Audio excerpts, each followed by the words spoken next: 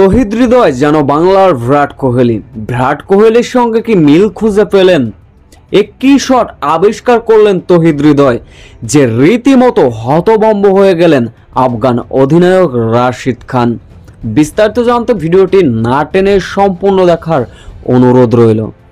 দীর্ঘদিন ব্যাটে বলে তেমন একটা কানেক্ট করতে পারছিলেন না তহিদ হৃদয়। এশিয়া কাপে তো ব্যর্থই হয়েছিলেন। কম কথা অবশ্য শুনতে হয়নি তহিদ হৃদয়, তবে ওয়ানডে এবং টি-20তে যেন আবারও সে পুনরাবৃত্তি ঘটল তহিদ হৃদয়ের। আফগানিস্তানের বিপক্ষে প্রথম ওয়ানডেতে ব্যাট হাতে রৌদ্রমূর্তি ধরলেন তহিদ হৃদয়, প্রমাণ করলেন তিনি হারিয়ে যাননি।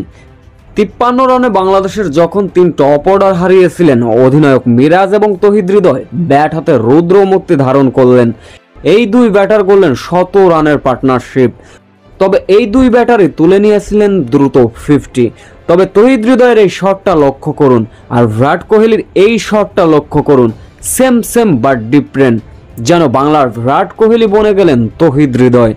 মোহাম্মদ নবীর এই শটটি বিশাল এক ছক্কায় ফ্লিক শটে ছক্কা মারলেন তহিদ হৃদয়, যা দেখে রীতিমতো হতভম্ব হয়ে গিয়েছিলেন রাশিদ খান নিজেও। শেষ পর্যন্ত অবশ্য তহিদ হৃদয় 85 বলে 56 রানের দুর্দান্ত একটা ইনিংস খেলে আউট হয়েছিলেন।